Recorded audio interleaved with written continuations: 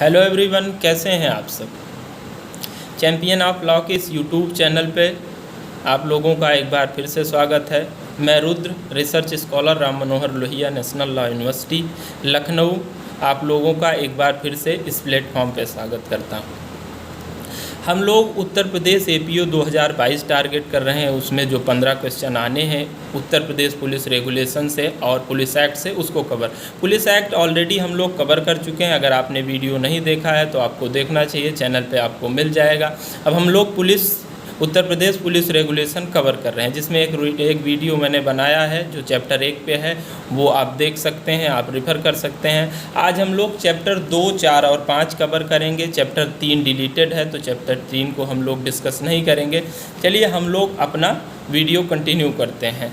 तो हम लोग चैप्टर 2 के बारे में देखेंगे। चैप्टर 2 जो कहता है, ये कहता है रिज़र्व इंस्पेक्टर और रिज़र्व सब इंस्पेक्टर के बारे में प्रोविज़न करता है। रिज़र्व इंस्पेक्टर और रिज़र्व सब इंस्पेक्टर, ये रिज़र्व इंस्पेक्टर और रिज़र्व सब इंस्पेक्टर कौन होंगे, तो ये बताता है कि रिज़र्व सब इंस्पेक्टर कौन होंगे, ये पैरा 18 बताता है। पैरा 18 कहता है कि who is the reserve sub inspector. साथ में ये बताता है कि उनकी रिस्पॉन्सिबिलिटीज़ और ड्यूटीज़ क्या होंगी पैरा 18 में।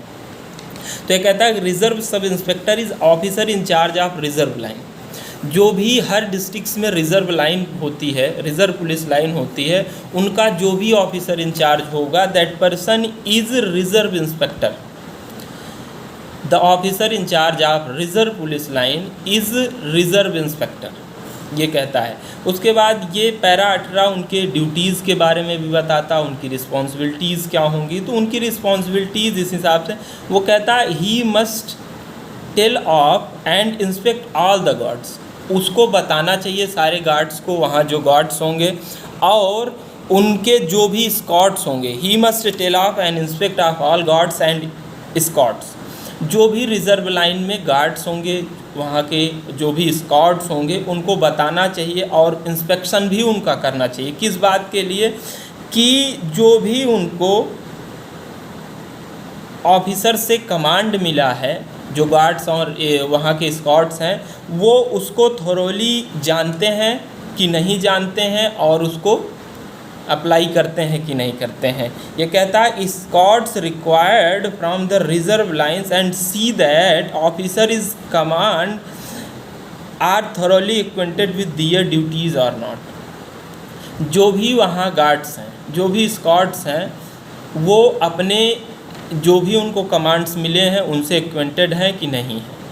ये काम किसका होगा, ये ऑफिसर मतलब रिज़र्व इंस्पेक्टर का होगा, जो रिज़र्व पुलिस लाइन का ऑफिसर इंचार्ज होगा।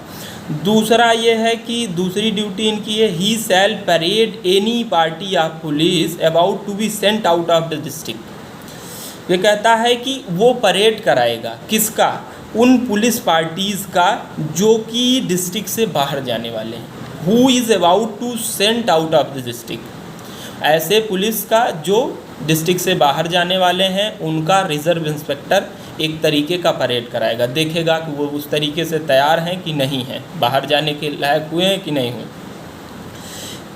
तीसरी duty, he shall see that daily roll call is held on. जो डेली बेसिस पे रोल कॉल होती है, इसका होना ना होना भी रिज़र्व इंस्पेक्टर देखेगा। तो 3 ड्यूटीज़ हो गई।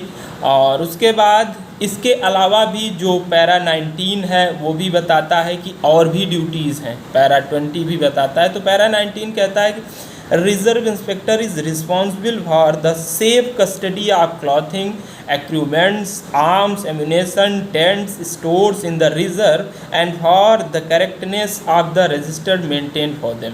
वो कहता है कि रिज़र्व इंस्पेक्टर जो होगा पैरा 19 में, वो किस चीज़ के लिए रिस्पॉन्सिबल होगा, सेफ कस्टडी ऑफ क्लोथिंग, कपड़े की सेफ कस्टडी हो, एक्विपमेंट्स के उनके सेफ कस्टडी हो, आर्म्स एंड एम्यूनेशन जो भी हैं उनका सेफ होना हो, उन पे कोई दिक्कत ना आने पाए, टेंट्स एंड स्टोव, मतलब सारे तरीके की जो भी चीज़ें उनसे रिलेटेड हैं, कपड़ा हो गया उनका, आर्म एम्यूनेशन हो गया उनका, टेंट्स हो गया उनका, रहने की जगह होगी, जो सारी चीज़ें हैं उनके चीज़ों को यही रिज़र्व इंस्पेक्टर देखेगा।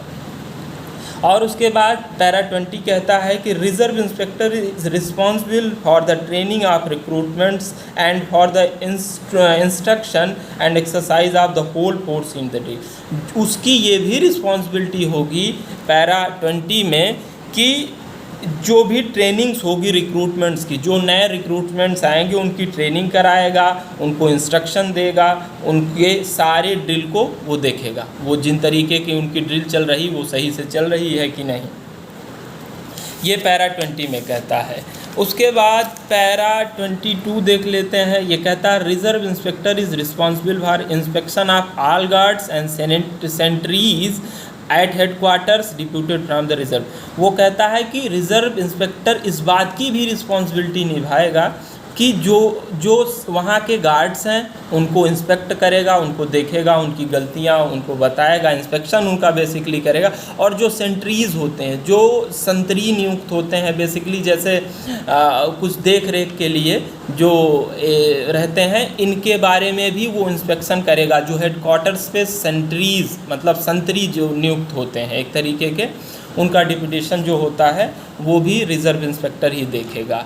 अब पैरा अगर 24 को हम लोग देख लेते हैं तो जो सब रिज़र्व इंस्पेक्टर होगा उनके बारे में बताता है कि उनकी क्या ड्यूटीज़ होंगी। तो ये कहता है कि the reserve sub inspector must give the reserve inspector any assistant. जो रिज़र्व इंस्पेक्टर होगा उसी को असिस्ट करने के लिए सब रिज़र्व इंस्पेक्टर होगा। सब रिज़र्व इंस्पेक्टर क्या करेगा, बेसिकली रिज़र्व इंस्पेक्टर को असिस्ट करेगा। एंड उसके बाद क्या करेगा, क्या करेगा उसके बाद may be told of all the, और जो भी चीज़ें एसपी ने बताई हैं किसको, रिज़र्व इंस्पेक्टर को, उनके बारे में भी उसको वो असिस्ट। बेसिकली जो सब रिज़र्व इंस्पेक्टर होता है उसका मेन वर्क यही होता है कि वो रिज़र्व इंस्पेक्टर को असिस्ट करे, चाहे रिज़र्व इंस्पेक्टर अपना कमांड दे, चाहे रिज़र्व इंस्पेक्टर को ऊपर से कमांड एसपी से मिला हो, तो उनको असिस्ट करना ही रिज़र्व सब इंस्पेक्टर का काम होता है पैरा 24 में। तो ये हो गया चैप्टर 2 के बारे में। हम लोग चैप्टर 3 जो कि डिलीटेड है, जो पैरा 24 से 25 से 39 तक है, तो ये डिलीटेड है। इसको यही इतना आपको याद रखना है कि ये डिलीटेड है। हो सकता है क्वेश्चन आ जाए, ऐसे पूछ ले कौन डिलीट है, तो आपको ये याद रखना चाहिए। उसके बाद हम लोग देखते हैं चैप्टर 4 जो कहता है सर्किल इंस्पेक्टर, जो सीओ होता है, जो डीएसपी होता है, जिसको डीएसपी कहते हैं या सीओ कहते हैं, सर्किल इंस्पेक्टर को, उनके बारे में ये प्रोविज़न करता है पैरा 40 से 43 पैराज के बारे में इसमें बताया गया है। 3 ऐसे पैराज हैं जिनमें ये सर्किल इंस्पेक्टर के बारे। तो ये कहता है कि 40 में देखें तो कहता है principal duty of circle inspector, DSP की, सर्किल इंस्पेक्टर की प्रिंसिपल क्या क्या ड्यूटीज़ होंगी। तो ये कहता है the principal duty of the circle inspector is to supervise the investigation and prevention of crime. जो भी इन्वेस्टिगेशन चल रही है बेसिकली एसआई करता है, एसआई जो भी इन्वेस्टिगेशन कर रहा है उसको सुपरवाइज़ करे वो सही से चल रही है कि नहीं है। और प्रिवेंशन ऑफ क्राइम ना होने पाए, ये किसका काम है, सीओ का काम है। सीओ ये देखेगा अपने सर्किल में, पूरे जो भी कई थाने मिला के सर्किल बनाए जाते हैं, कि वहाँ क्राइम ना हो पाए, prevention of crime. To coordinate preventive and detective work in the police. और पुलिस में जो भी कोऑर्डिनेशन का काम होगा, सामंजस्य बैठाने का होगा, प्रिवेंटिव एक्शंस लेने के काम होंगे, ये सारे काम सर्किल इंस्पेक्टर के होंगे, सर्किल इंस्पेक्टर सीओ के होंगे। उसके बाद एक जो और ड्यूटी है, he will maintain the crime registered for circle के लिए जो भी क्राइम रजिस्टर होगा उसको मेंटेन करना उसका काम है। And will receive the copy of all the first information reports of cognizable crime direct from the police station में जो भी रिपोर्ट्स आई हैं कॉग्निजेबल केसेस से रिलेटेड, वो सीधा अपने पास मंगाएगा, वो रिसीव करेगा। जो भी कॉग्निजेबल केसेस FIRs हुए हैं, सिर्फ कॉग्निजेबल केसेस की यहाँ बात की गई, उसको वो अपनी जानकारी में लेगा, वो रिसीव करेगा। एंड उसके बाद he will inspect each police station in his circle once in year. साल भर में एक बार जो भी पुलिस स्टेशन उस सर्किल ऑफिसर्स के जुरिस्डिक्शन में आता है, उसके दायरे में आता है, सब में साल भर में एक बार जाना। क्वेश्चन यही हो सकता है कि how many times he will go to the police every police station in a year. तो इसका आंसर एक बार उसे जाना चाहिए हर साल में उसके बाद पैरा 41 में कहता है कि इसके अलावा भी कुछ ड्यूटीज़ हैं, अदर ड्यूटीज़ हैं सर्किल इंस्पेक्टर की। वो कौन ड्यूटीज़ हैं? वो कहता है to keep the superintendent inform of every occurrence in the circle which the superintendent intended और डिस्ट्रिक्ट मजिस्ट्रेट और to know in the interest of the administration. जो भी डीएम होगा चाहे एसपी होगा, उसको जो भी चीज़ें जाननी हैं, जो भी एवरी अकरेंस कोई भी चीज़ वहाँ घटित हो रही हैं उसके सर्किल में, सर्किल इंस्पेक्टर के, तो वो सारी चीज़ों की जानकारी डीएम या एसपी को देगा, जो भी उनसे वो जानकारी मांगेगा। उसके बाद ये दूसरी ड्यूटीज़ बता, to take command of the police force employed in suppressing the riot and otherwise actively maintaining the order. जो भी पुलिस लोग लगाए जाते हैं किसमें, राइट को मेंटेन करने में, उसको सप्रेस कर, कहीं दंगा हो रहा, कहीं बलवा हो रहा, कहीं धरना प्रदर्शन हो रहा है, तो उसको सप्रेस करने के लिए जो भी पुलिस लगाए जाते हैं उनको कमांड देने का काम किसका है? सर्किल इंस्पेक्टर का। उसको सर्किल इंस्पेक्टर ही अपने लेवल पे वहाँ देखेगा। उसके बाद तीसरा, to keep a diary recording his movement, also confidential notebook recording notes of all the matter. वो अपना जो भी मूवमेंट करेगा, कहीं जाएगा किसी पुलिस स्टेशन पे या कहीं जाता है, कहीं क्राइम हो रहा है, कहीं ऑफेंस हो रहा है, तो उसकी एक डायरी भी बना के रखेगा कि मैं यहाँ गया हूँ, उसको रखेगा। और एक कॉन्फिडेंशियल नोटबुक रिकॉर्ड करके रखेगा जिसमें all the matters which has been bring to the notice of superintendent, जिसमें सारी वो नोटिस होंगी जो एसपी को दी गई, उसके बारे में भी रखेगा, जिसको नोटबुक बोलते हैं, कॉन्फिडेंशियल नोटबुक कहते हैं, उसके बारे में भी वहाँ नोट करके रखेगा जो भी एसपी को सूचना दी जा रही है। उसके बाद ये है to inspect shops licensed under armed and explosive act. Arms and explosive act में जिन भी शॉप्स को लाइसेंस दिया गया है उनको वो इंस्पेक्ट कर सकेगा, उन शॉप्स के बारे में देख सकेगा कि जो भी लाइसेंस दिया गया वो सही से लाइसेंस को फॉलो कर रहे हैं कि नहीं। उसके बाद पैरा 41 में भी एक और उनको बताया गया उनके बारे में प्रोविज़न। ये कहता है कि inspector general in his description can confirm additional responsibility to circle inspector. जो आईजी होगा जोन का, किसी भी जोन का जो इंस्पेक्टर जनरल होता है, आईजी होता है, वो उसको अगर और ठीक लगे तो पैरा 42 में और रिस्पॉन्सिबिलिटीज़ सर्किल इंस्पेक्टर को दे सकता है। इसके बाद हम लोग चैप्टर 5 देखते हैं। चैप्टर 5 जो कि sub inspector and other officers of civil police के बारे में बात करता है, जो पैरा 43 से लेकर 64 तक के बारे में है। तो पहले हम देख लेते हैं कि officer incharge of police station कौन होता है। तो ये कहता है कि officer incharge of police station is sub inspector. जो एसआई होता है किसी भी पुलिस स्टेशन का, वही officer incharge of police station होता है। ऑफिसर इंचार्ज कौन होता है? एसआई। यही क्वेश्चन आ सकता है कि ऑफिसर इंचार्ज कौन होता है, उसमें दे दिए कांस्टेबल, हेड कांस्टेबल, एसआई और उसके बाद इंस्पेक्टर। तो एसआई जो होता है वही officer incharge of police station होता है। इसकी डिफिनीशन 2O CRPC में भी डिफाइन किया गया है, आप लोग वहाँ पढ़ सकते हैं, उसको देख सकते हैं कि वहाँ क्या डिफाइन किया गया। वहाँ ये बताया गया है कि officer incharge of police station include when officer incharge of police station is absent from the station house or unable to illness and perform. जब कोई officer in charge police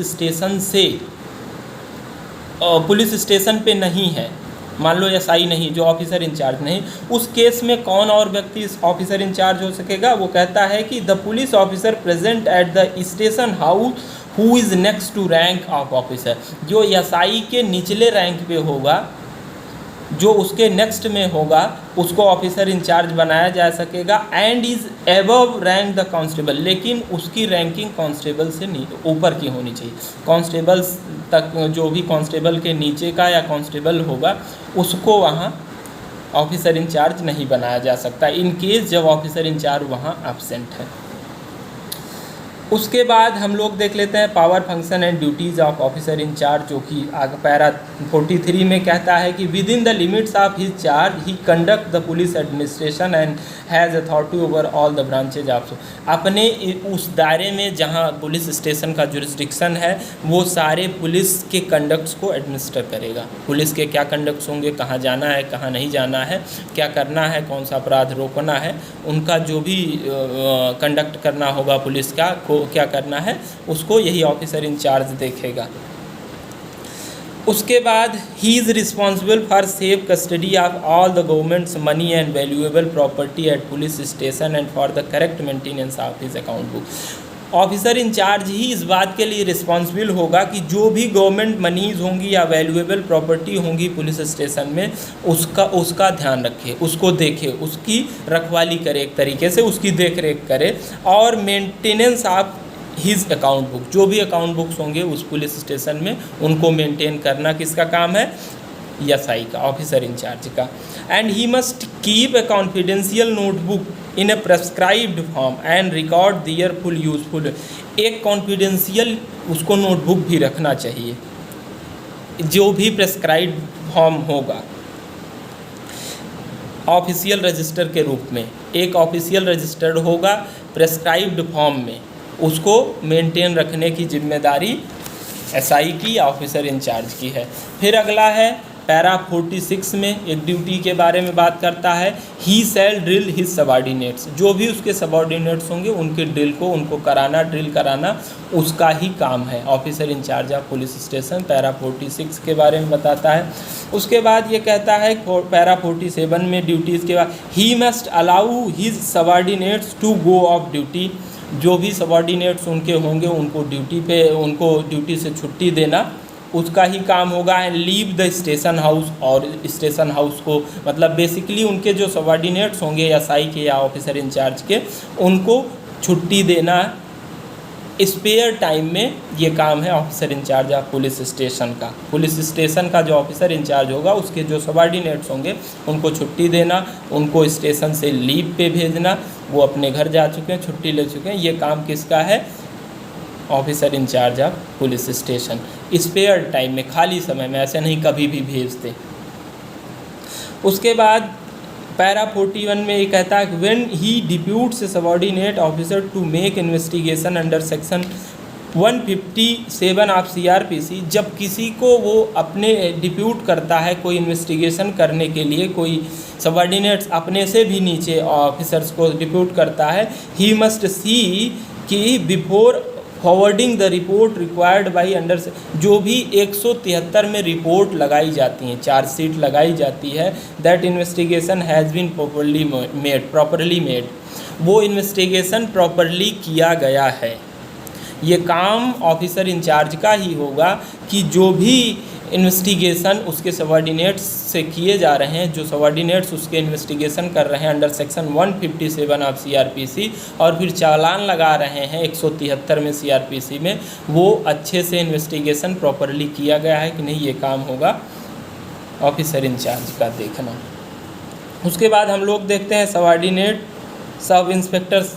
sub inspector के जो सबॉर्डिनेट्स होते हैं उनको देखते हैं। पैरा 51 की बात करता है, तो ये कहता है कि duties of second officers, second officer कौन होंगे, पहले तो यही सेकंड ऑफिसर कौन होंगे, तो जो वहाँ के सब इंस्पेक्टर्स होते हैं, ये कहता है कि the second officer at the police station is sub inspector, sub inspector ही पुलिस स्टेशन का सेकंड ऑफिसर होगा।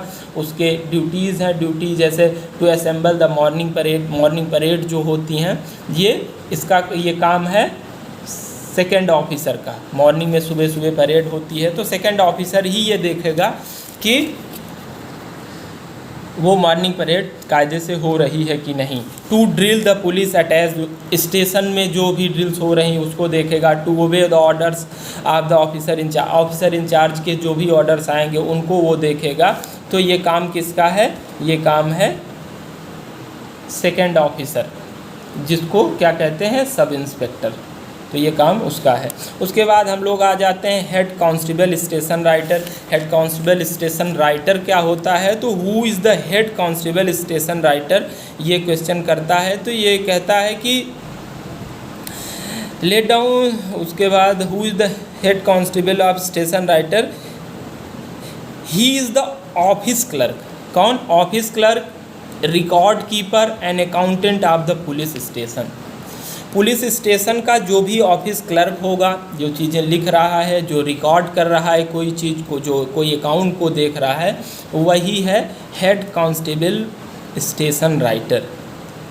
पैरा 55, ये बताता है कि जो भी ऑफिस क्लर्क होगा, रिकॉर्ड कीपर होगा, अकाउंटेंट ऑफ पुलिस स्टेशन होगा, that person is head constable of station writer. उसकी कुछ ड्यूटीज़ हैं पैरा 55 में। तो ड्यूटी है जैसे to write up the general diary and FIR। जो भी FIRs आते हैं, जो भी जनरल डायरी होंगी, उनको कौन लिखेगा? ये लिखेगा head constable station writer. Question यही आएगा कि FIR या फिर जनरल डायरी कौन लिखता है, लिखने का काम ये हेड कांस्टेबल स्टेशन राइटर। उसके बाद दूसरी duty to maintain the account books. जो भी पुलिस स्टेशन में अकाउंट बुक होगी उनको मेंटेन करेगा। और उसके बाद to record the visits of the chowkidar to police station. जो भी चौकीदार से अपॉइंट होते हैं इस रेगुलेशन में, जो पुलिस एक्ट में अपॉइंट किए गए हैं, उनकी जो विजिटिंग होगी हर पुलिस स्टेशन में, उनको कौन देखेगा? यही हेड कांस्टेबल स्टेशन राइटर। और उसके बाद to keep all the books and accounts and records. सारे रिकॉर्ड्स और बुक्स जो है वो लिखने का काम, बेसिकली इसका लिखने का काम, राइटर है ना station writer, head constable station writer, जो भी लिखने का काम होगा यही होगा।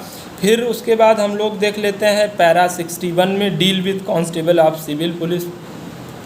पैरा 61 कहता है कि कांस्टेबल सिविल पुलिस के बारे में प्रोविज़न करता है। ये कहता है constable of civil police will not be arm except special occasion.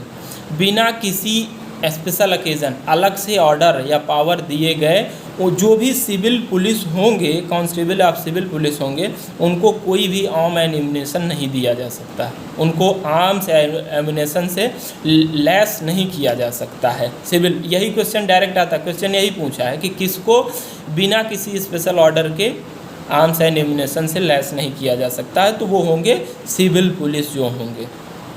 उसके बाद their principal duties prevention of crime, उनका क्राइम को रोकना उनका एक प्राइम ड्यूटी है। उसके बाद they must be courteous and considerate to the public whose servant they are. उनको बहुत ही पब्लिक से कोर्टियस और कंसिडरेट होना चाहिए, बहुत उनसे विनम्रता से पेश आना चाहिए।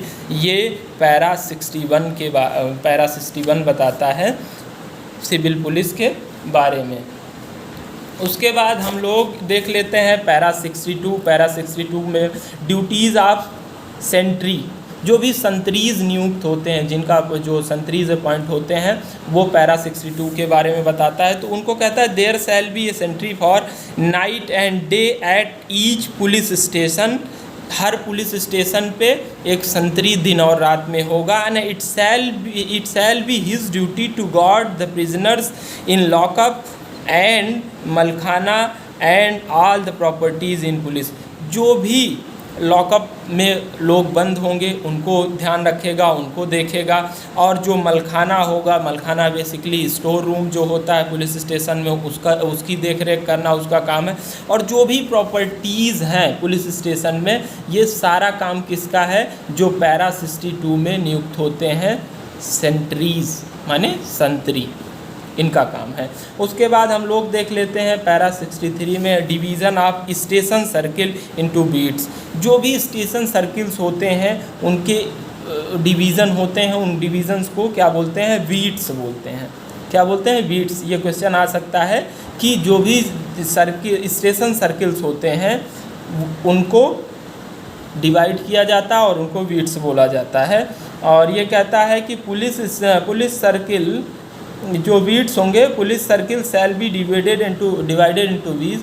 जो भी पुलिस सर्किल होंगे उनको बीट्स में डिवाइड किया जाएगा। And 1 or more constable appointed to each beats. एक या एक से ज़्यादा कांस्टेबल को हर बीट्स में अपॉइंट किया जाएगा। तो क्या है? जो भी स्टेशन सर्किल्स होंगे, पुलिस सर्किल्स होंगे, उनको बीट्स में डिवाइड करके बीट्स, और उन पे एक या एक से अधिक पुलिस को अपॉइंट किया जाएगा। ये पैरा 63 बताता है। तो हम लोगों ने आज चैप्टर 2, 4 और 5 कवर कर लिया है। चैप्टर 3 डिलीट है। तो अगले चैप्टर में हम लोग फिर 3-4 चैप्टर, अगले लेक्चर में हम लोग फिर 3-4 चैप्टर्स कवर कर लेंगे।